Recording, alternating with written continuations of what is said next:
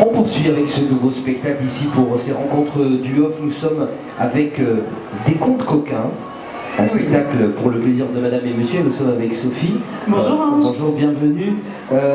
Alors, quelle idée de vouloir remettre comme ça en scène des contes coquins. Vous êtes sur scène, je tiens à le préciser aussi, accompagné par un pianiste. Tout à fait, qui est là dans la galerie. Il est avec nous, d'accord. D'où vous est venue cette idée? Alors c'est un cadeau pour mon mari au départ, c'est-à-dire que pour la Saint-Valentin, je voulais lui faire un cadeau, je ne suis pas du tout matérialiste. Pour ma plus grande chance, lui non plus, et donc j'ai dit écoute, mon prochain cadeau, c'est un spectacle de contes érotiques pour adultes. Alors des contes érotiques pour adultes, comment avez-vous fait pour retrouver toute la matière nécessaire à monter et à faire ce spectacle? Vous êtes allé piocher où? Alors j'ai eu beaucoup de mal parce que la littérature, soit elle est pas assez sensuelle, soit elle tombe tout de suite dans le pornographique, ce qui fait que c'est compliqué. Maintenant j'ai rencontré l'auteur qui est Henri Gougaud et voilà, j'ai beaucoup aimé ses contes, je les trouve très métaphoriques, très poétiques, ils titillent, ils moustillent, et donc je me suis dit ah ben voilà, là je peux m'amuser. J'ai réadapté ces contes parce qu'évidemment c'est porté par une femme. Donc il y a un côté un petit peu plus féministe aussi derrière et donc voilà, la première matière c'est les contes d'Henri Gougaud, après c'est mon humour, mes interactions avec le public et j'ai écrit le dernier conte du spectacle. D'accord, vous êtes aussi donc auteur d'un des contes que l'on pourra retrouver dans ce spectacle. Vous êtes au Théâtre du Rempart à 22h10. Et c'est l'heure des coquins. Et voilà, c'est pour ça que c'est ce que je voulais dire. L'horaire est important. Vous y avez longuement réfléchi. Vous avez vraiment souhaité à ce que ce soit l'ouverture de quelque chose en après-soirée, la fermeture d'autre chose. Alors, il est évident que ce spectacle, c'est pour le plaisir de madame et de monsieur. Et c'est un spectacle qui vous donnera peut-être envie d'aller vous coucher, mais sûrement pas de dormir. Voilà, tout est dit quand on entend ça. Une question, est-ce que vous en avez parlé à votre entourage, hormis votre mari, avant de monter ce spectacle? Est-ce que vous avez eu des retours? Est-ce qu'on vous a peut-être dit non mais c'est complètement ahurissant, on peut pas faire des contes coquins comme ça sur scène, aller au Festival d'Avignon? On vous a fait des retours comme ça ou pas? Non, les gens sont surpris, mais positivement surpris. C'est-à-dire qu'il faut en parler, que c'est bien de le dire, que la femme a le droit de disposer de son corps, que la femme a le droit aussi à son plaisir. Et c'est relativement novateur, c'est-à-dire qu'il y a très très peu de personnes qui font du conte pour adultes. Et en plus, je suis, en tout cas en Belgique, la seule conteuse à aller au cabaret. C'est-à-dire que voilà, on m'invite à aller conter, à aller raconter des histoires dans les cabarets. Parce que je porte le corset, j'ai des plumes, c'est très sensuel, c'est très charnel. Et donc ça soutient vraiment la féminité, les belles femmes, c'est vraiment encourageant. Alors Sophie sur scène qui, accompagnée de son pianiste, raconte, parle de ses contes, j'allais dire poétiques et érotiques finalement. C'est poétique, c'est très poétique. Ça donne quoi? On peut avoir un petit extrait? Ah oui, je voulais vous le proposer. Voilà. Installez-vous, je vais vous faire un petit extrait. Alors, pour l'extrait, je peux me lever, Ange? Mais bien sûr, bien sûr. Merci. Voilà, alors je vais venir près de vous. Donc, je vais vous parler de... Je peux aller jusqu'où? Peut-être un tout petit peu non? Difficile? Bon, je peux rester là? Je vais rester là, je vais rester là. Bien, alors mesdames, messieurs, je vais vous parler de Demoiselle Marion. Demoiselle Marion, elle avait des bagues à chaque doigt, des tas de bracelets autour des poignets, et puis elle chantait avec une voix qui sitôt gelait. Elle avait des yeux d'opale qui me fascinaient. Il y avait le voile de son visage pâle, de femme fatale qui fut fatale, de femme fatale qui fut fatale. Et Demoiselle Marion, elle avait bonne chair là où bonne chair doit être. Cependant, elle ne pouvait entendre ces mots crus quoique chauds qui désignent l'entrejambe et tout ce qui s'y rapporte.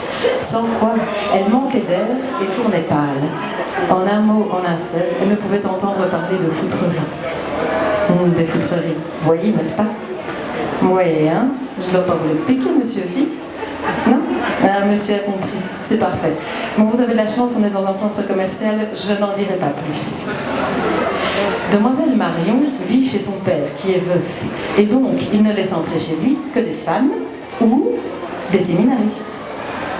Le malicieux David entend incidemment tout ce que l'on vient de dire. Il se met en chemin vers la dite demoiselle, car il se dit qu'il y a peut-être là quelques grains à glaner et un toit à trouver pour l'hiver. Et il s'adresse au père de Marion. « Oh là, monsieur, n'auriez-vous pas besoin d'un pèlerin qui sait utiliser ses mains et qui n'a pas peur du dur labeur ?» « Ouh, ben gamin, peut-être bec si, puis peut-être bec non. C'est-à-dire qu'avec moi, ben, il y a la Marion, là. Et puis la Marion, ben, tu serais point un séminariste, toi, mon gamin. Non, monsieur. Ben, c'est parce que la Marion, il faudrait point lui dire des foutreries, là, mon gamin. Oh, monsieur, que vais-vous dire à l'instant? Ces mots sont odieux, ils me trouent le cœur et le foie. Monsieur, qu'avez-vous dit là? Quoi, mon gamin, je viens de te dire de pouvoir parler des foutreries, là, puis viens pas à trépasser dans ma cour, j'ai assez de travail comme ça. Oh, monsieur, et vous le répétez, ces mots malodorants. Sachez que votre fille et moi, monsieur, souffrons du même mal. Marion, assise un peu plus loin, écossait quelques légumes secs. Elle a tout vu, tout entendu. Elle s'adresse elle aussi à son père. « Père, l'ouvrage est toujours aussi grand, et vous êtes de plus en plus vieux. Allons, acceptez cette aide qui fera peut-être votre fortune. Quant à moi, je ne crains pas qu'il m'importune. » « Oh, mais si tout le monde est d'accord, hein, qu'il y vienne le gamin. » C'est ainsi que David entre dans la maison de Marion. Il y dit le bénédicité, prend avec eux le souper, et après l'alcool de mandarine, bon, bah, c'est pour tout ça, mais ce qui va dormir, le garçon, sont que 2 chambres, hein, là-haut. Père, honnête comme je le vois, je ne crois pas qu'il m'indisposera. Il peut dormir avec moi. Oh ben, pourquoi pas, risque David. Oh ben, si tout le monde est d'accord, ben, montez vous coucher, les enfants. Les escaliers grincent à peine. La porte se referme sur la chambre de Marion qui s'allonge aux côtés de David. Elle éteint la chandelle. À peine fait-il obscur qu'une main délicate titille un sein rondelet. Oh, Marion, qu'est-ce que ceci? Mais c'est une de mes 2 collines, voyons. Oh oui, parce que j'en ai 2. Voulez-vous tâter l'autre? Oh, Marion est plus bas sous votre nombril, qu'est-ce? Mais c'est mon herbe tendre, Marion, ma prairie sauvage. Oh, Marion, je vous ai blessée, je sens là comme une faute. Non, non, David, c'est ma fontaine, c'est qu'elle est profonde. Voudriez-vous y glisser un doigt? Oh, Marion, quel beau pays vous avez là, mais c'est qu'elle est chaude, votre fontaine. Oh, oui. C'est parce qu'au fond on brûle un soleil noir, mais... Vous-même, David, qu'avez-vous de raide et dur qui vous pousse entre les jambes? Ah, c'est une excellente question. Qu'est-ce que je pourrais bien avoir de raide et dur qui me pousse entre les jambes? Une flûte enchantée? Oh, quelque chose de plus poétique, peut-être. Marion, c'est mon cheval fougueux. Il est rouge, il piaffe, il a faim, il a soif. Oh, David, mais emmenez-le donc à ma prairie, voyons. Qu'il mange et qu'il broute, qu'il boive tout son sou. Oh, Marion, sentez comme mon cheval va et comme il vient. Oh oui, David, mais dites, votre cheval, il est encore au petit trot, n'est-ce pas? Est-ce que vous pourriez m'emmener au galop? Oh, Marion, voulez-vous de son lait? Oh, votre oui! Et c'est ainsi que David et Marion s'entrevoivent encore 4 fois de minuit au soleil levant. Et c'est ainsi que David et Marion s'entrevoivent encore chaque soir. Oh, vous ne me croyez pas? Vous avez un doute, n'est-ce pas? Eh bien, sachez que ni David ni Marion ne seront ce soir au théâtre du Rempart pour écouter mes histoires. Merci beaucoup, Sophie. Et c'est un exercice très particulier de le faire dans des conditions pareilles. On n'est pas forcément dans l'intimité d'un théâtre, dans l'intimité du théâtre du Rempart à 22h10. Pour vous, finalement, l'exercice est le même. Vous avez ce désir de raconter ces histoires-là, non? Ah oui, oui, pour moi, c'est la particularité, c'est vraiment d'aller chercher les gens, de capter leur attention et une fois que j'ai réussi à les emmener dans mon imaginaire et dans mes histoires, de les garder avec moi évidemment et de leur faire traverser mille et une couleurs, mille et une émotions comme ça et qui repartent avec. Le charme du conte et des contes coquins particulièrement, c'est vraiment que ça dure et que ça se prolonge bien au-delà d'une soirée en fait. On repart vraiment avec à la maison et ça continue et tout ce qui va, toutes les rencontres que vous allez faire après vont pouvoir vous ramener à une de mes histoires. Vous pensez que finalement il y a tout de même toujours une forme un tabou quelque part de parler de ces contes érotiques, à vous entendre, c'est doux, c'est suave, il n'y a pas d'agression, il n'y a pas de mots qui peuvent nous choquer. Pensez que malgré tout, il y a quand même un tabou. Je pense qu'il faut briser les tabous. Le tabou en soi, il ne sert strictement à rien, à part à faire peur, à part à faire du mal, à part à faire des non-dits. Et donc je pense que vraiment, en plus portée par une femme à l'heure actuelle, je pense que toutes ces choses doivent être dites. C'est très dur de regarder les gens dans les yeux et d'être aussi charnel et aussi sensuel. C'est vraiment un exercice. Maintenant, je pense que c'est un exercice qui est important et il n'y a pas de tabou. Le tabou, ça n'existe pas. En fait, à mon sens, il ne doit pas exister. Les humains qui construisent finalement ces murs-là pour peut-être se protéger ou pour... Oui, et puis l'érotisme, c'est beau. Le charnel, c'est beau. Le raffiné, c'est beau. Mon spectacle est vraiment à l'image de l'affiche qu'on a faite. Il est raffiné, il est élégant, c'est du beau texte. Et tout le monde se sent impliqué, tout le monde se sent vraiment... tout le monde sait qu'on vit ça. Et dans une salle de spectacle, on n'est pas en train de le vivre tous ensemble, on est en train de le vivre chacun pour soi. C'est un partage, c'est une communion, parce que moi, c'est de la transmission, je le transmets aux autres, mais finalement, chacun le vit à l'intérieur. Et donc, de soi à soi, le tabou n'existe pas. On a bien compris la naissance de ce spectacle et l'envie, au départ, de faire un cadeau. Quel a été votre parcours avant d'arriver à ces contes coquins? Je sais que vous avez une compagnie. Qu'est-ce que vous avez fait avant de vous diriger vers ces contes? Alors, je suis licenciée en philosophie. Ouais. Ce qui fait que les messages dans mes textes sont toujours subtils, mais ils sont toujours présents aussi.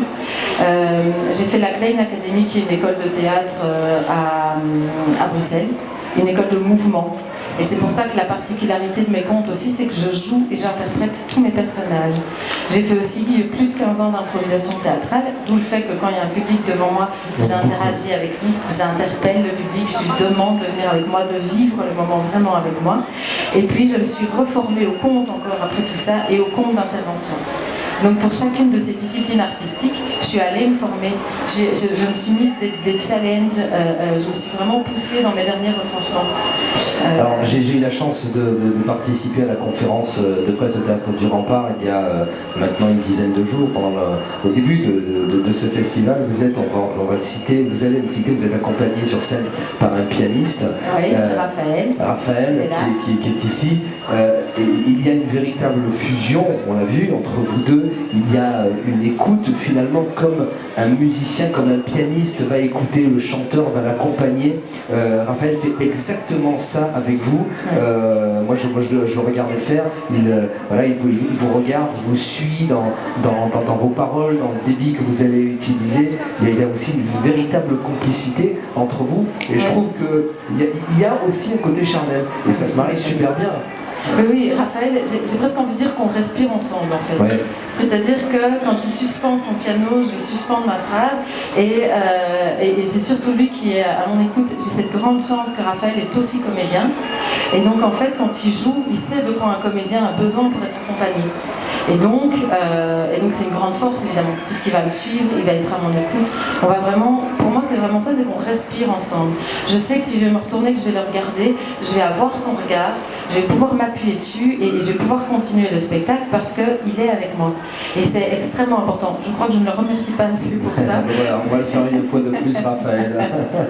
mais c'est vrai, et en fait quand je me retourne, peu importe à quel moment dans le spectacle, il est là, il est avec moi, je sais qu'il m'entend.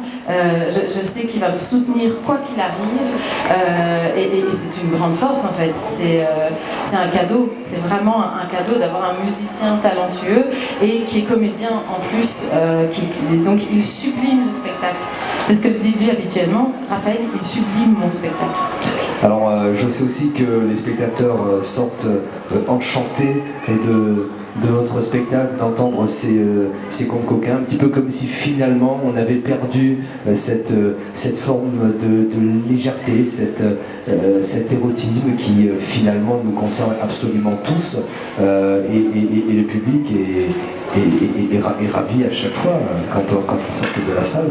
Ah oui, le public est conquis, puis c'est merveilleux parce que je vois les couples, ici les couples se baladent, des fois ils sont main dans la main, des fois ils se parlent ou ils se montrent quelque chose, voilà, ça c'est l'univers du centre commercial, et quand ils arrivent dans la salle, que ce soit au Rempart ou ailleurs, ils s'assiedent ensemble, ils sont côte à côte, et au fur et à mesure, il y a de moins en moins d'espace. Il y a de moins en moins d'espace, donc je vois des mains faire comme ça, ils se rapprochent, on met une tête sur l'épaule, et puis finalement, voilà, il y a vraiment une intimité qui est là, qui se retrouve, et c'est beaucoup plus beau que de regarder la télé ou de lire un livre côte à côte, parce qu'on vit la même histoire, on est touché par les mêmes émotions, et on a vraiment envie de retourner vers ces caresses, vers ces promesses, vers cette sensualité naissante du couple, qui se titille, qui s'émoustille, qui se cherche en fait, et surtout qui se trouve. Ça c'est le côté magique de mon spectacle. Merci beaucoup Sophie de nous avoir présenté une petite partie de ces contes coquins qu'on retrouve à 22h10 au théâtre du Rempart. Il y a des relâches. Il y a un relâche juste le lundi. Le lundi, donc il reste encore quelques représentations et on invite bien sûr le public à venir vous retrouver. Merci beaucoup d'avoir partagé ces moments en notre compagnie. Mais avec plaisir. Bon festival, à très vite. À vous aussi.